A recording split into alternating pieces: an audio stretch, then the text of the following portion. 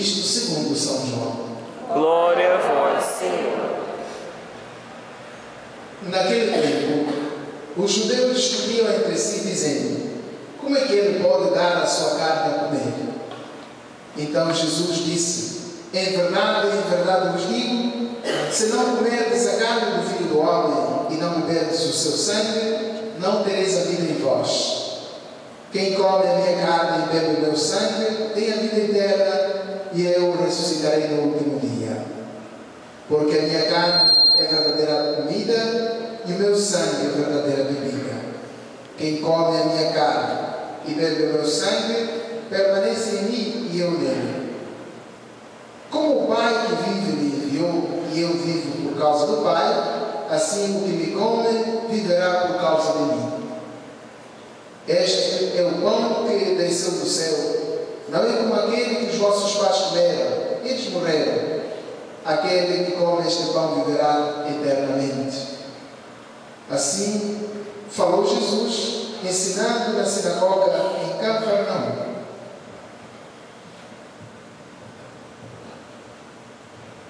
Palavra da salvação.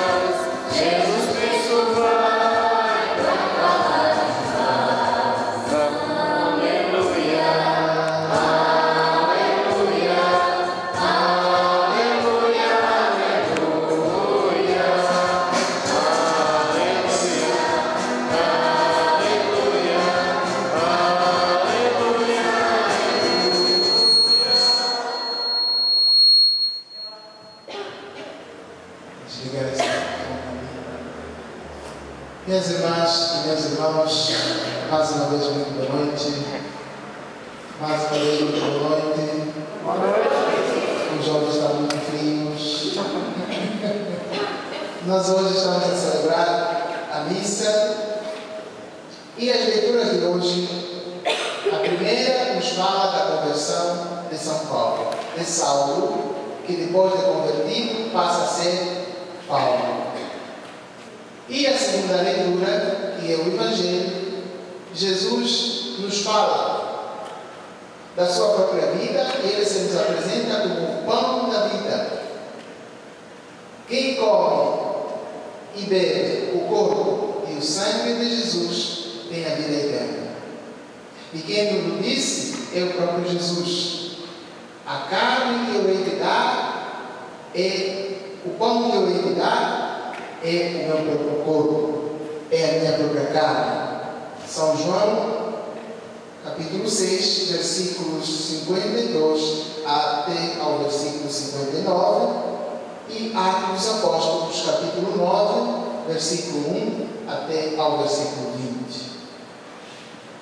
Falemos mais concretamente da conversão de São Paulo. Este homem que por causa de uma queda acontece um giro de 360 graus na vida dele. Paulo, antes Saulo, era o perseguidor número 1 da igreja. Mas ele não o fez sem uma justa causa. Paulo era um fariseu. Ele dominava a Sagrada Escritura de ponta a ponta. Ele conhecia toda a tradição da igreja. Ele era um fiel discípulo da sua religião. E então era justo que ele enfrentasse todos aqueles que se opunham à sua tradição, à sua igreja.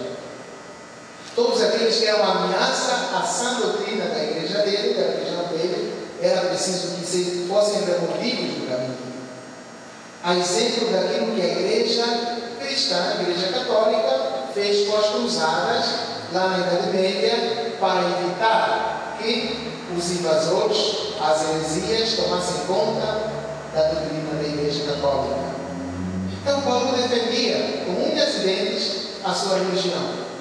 Só que aquele que ele perseguia sem saber, aparece numa altura em que ele ia fazer uma caminhada, uma empreitada boa, e então acontece a grande queda, que lhe cega os olhos, que lhe tira toda a dignidade, toda a força, toda a virilidade, lhe é roubada, e ele entra conduzido pelos outros. E na cena da conversão de Saulo, acontece algo estranho. Os companheiros escutam, veem o brilho da luz, veem o relâmpago, mas não escutam a voz. E Paulo somente escuta a voz e fica com os olhos cegos. E esse acontecimento provoca em Paulo uma indagação. Ele escuta a voz: Saulo, Saulo, por que me persegues? E então Saulo trava um diálogo pessoal com Deus. Quem és tu, Senhor? Eu sou aquele que tu persegues. Veja que em todo o processo da conversão exige um contato com Deus. Exige um papo direto com aquele que nos chama. Afinal, para que nós sejamos verdadeiramente jovens convertidos, nós precisamos fazer uma experiência com Deus. A experiência com Deus, para Paulo, foi uma experiência dolorosa. Uma queda que lhe fez cair do cavalo para o chão. Uma queda que lhe provocou a cegueira. Uma queda que fez com que ele entrasse e ficasse derretido durante 3 dias. Você que ainda não se converteu, você também espera que aconteça com você, que aconteceu com Saulo? Cair num cavalo, ver aquela luz que ofusca a sua visão e faz com que você seja cega? Não espere que o processo da conversão lhe aconteça no momento da dor, no momento da tristeza, no momento da angústia. Não espere que o vício que você precisa deixar de lado, você o deixe no momento em que o sinta pecado. Porque muitos de nós só nos lembramos de Deus, muitos de nós só nos lembramos de rezar quando caímos na cama doentes, quando estamos fora do emprego, quando precisamos de uma ajuda, quando estamos no fundo do poço, então é que nós levantamos a mão, olha, estou aqui. Não espere cair do cavalo como Saulo caiu, para que você se possa converter. Essa é a primeira ideia. A segunda ideia que podemos tirar desses textos é que Paulo contou com a colaboração de Ananias. Ananias era o discípulo de Jesus. E logo que ele escuta, recebe o anúncio que Paulo estava derretido, e Ananias procura esclarecer-se para poder melhor ajudar. Ananias, por outras palavras, faria suas aquelas palavras de Maria. Como será isso se eu não conheço o homem?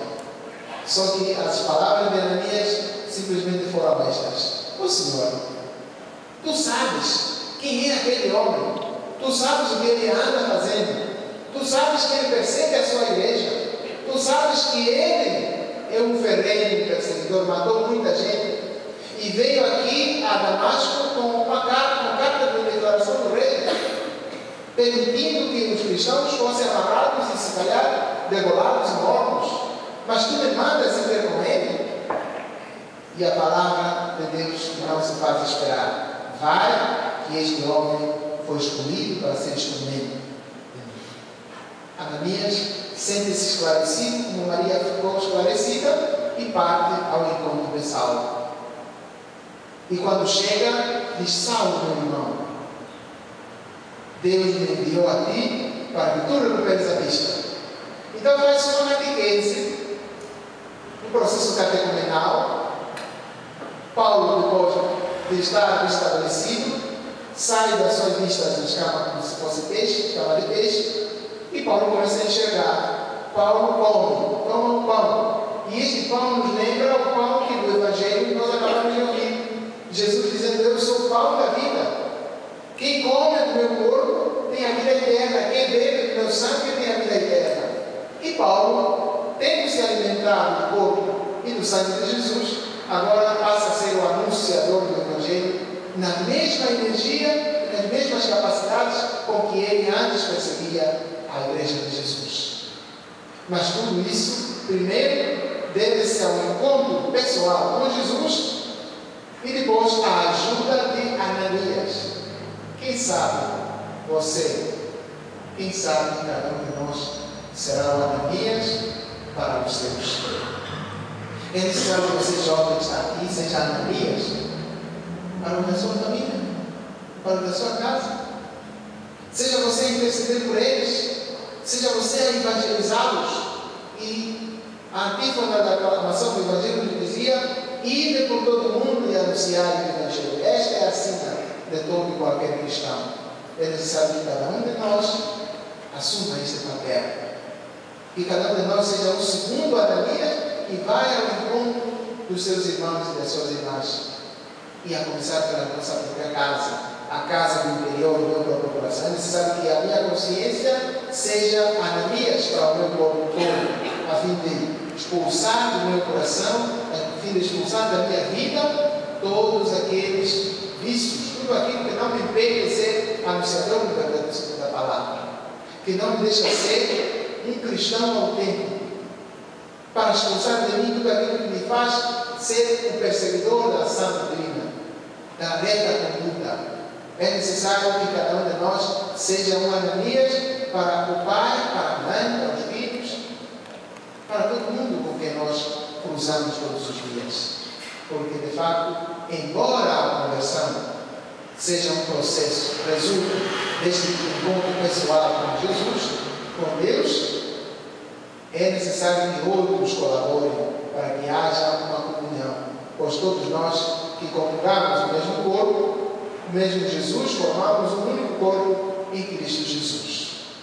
Pois bem, minhas irmãs e meus irmãos, continuemos então a nossa celebração, assumindo como compromisso sermos Ananias para os outros, nossos irmãos e irmãs. Que as palavras do Santo Evangelho perdoem os nossos pecados e nos conduzam à vida eterna. Amém.